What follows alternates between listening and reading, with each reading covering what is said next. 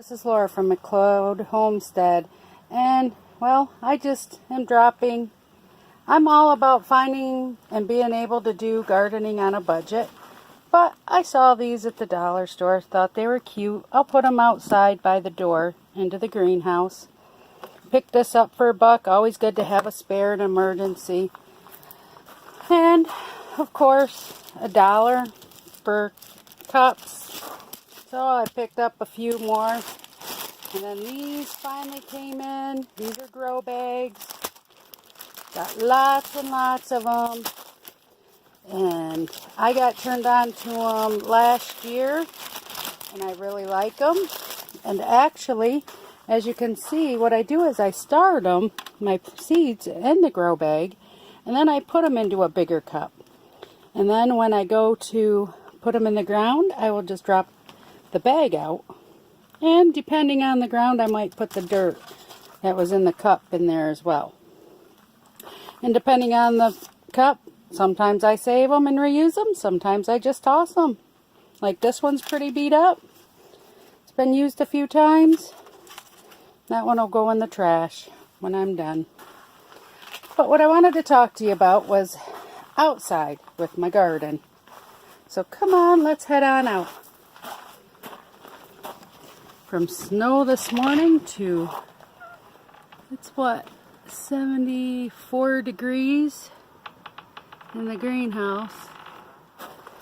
Yes, folks, it was freezing rain and snow this morning. But down here is my garden, and I have had troubles the last couple years with my plants being very small. So I did some talking with people over the winter and found out a big part of my problem was my nitrogen. See, as you can see, I throw my eggshells and coffee grounds out here every day. But I've also took our big pile of mulch and we pushed it down into the garden, and we are bringing in some new dirt. And hopefully this will help us get it back to where it was. Plus, this is on a downhill slope, and I've always done, before the steep gardening, had a layer where it was flat and stepped down, and we're just trying to bring it all more up level. But as you can see, that's a pretty good size drop down that we're going to be bringing in more dirt and raising it up more. And now I also have it in place that come fall time, I've got a place to get cow manure to put on my garden. But on the video it probably doesn't look that big, but in reality, this is a pretty decent sized garden.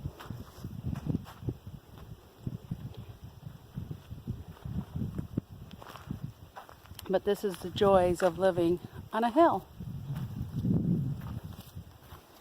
And then let's go check out. I used to have elderberry trees, and the kids didn't know what they were one time and chopped them down on me. So I have ordered some. Oop, looks like the wind blew an old pool. Gotta pick that up. And we just planted these last week. Got them in the ground. New bud coming out here.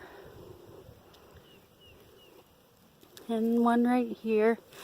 And I actually have a couple more that'll be coming in a couple weeks. Oh wow, yeah. And they're budding really nice. Real happy. Real happy. So it looks like they're gonna work out real well there. And I figured since the other ones were there in the past that it would be a good location to replant them again. And you gotta excuse the mess, we're still cleaning up. So far, even with the snow and the ice, that pak chow looks really good. Again, another one. The lettuce looks like it's doing good. So I'm real pleased. Look at that one. Obviously nothing sprouted yet. Hasn't even been a week. But I think I am going to head off of here. And what I'm going to do is throw a little more dirt in here. And I'm going to get my peas planted. Or not my peas, my beets. Excuse me. Beets are going to go in here. So, I've got the dirt all ready. And as you can see, I just went, these are just some cheap beets from the dollar store. 50 cents. So even if I only get a couple beets, they've paid for themselves. But I'm going to go ahead and I'm going to plant a row right in through here. My little scientific way of putting them in. Just take my fingers and push them down in. Just like so. Just space it. Just like so.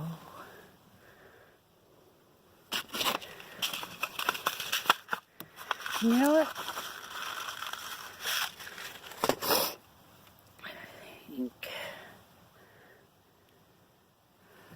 just like so, and then just there we go. Just like so, just like so, just like so.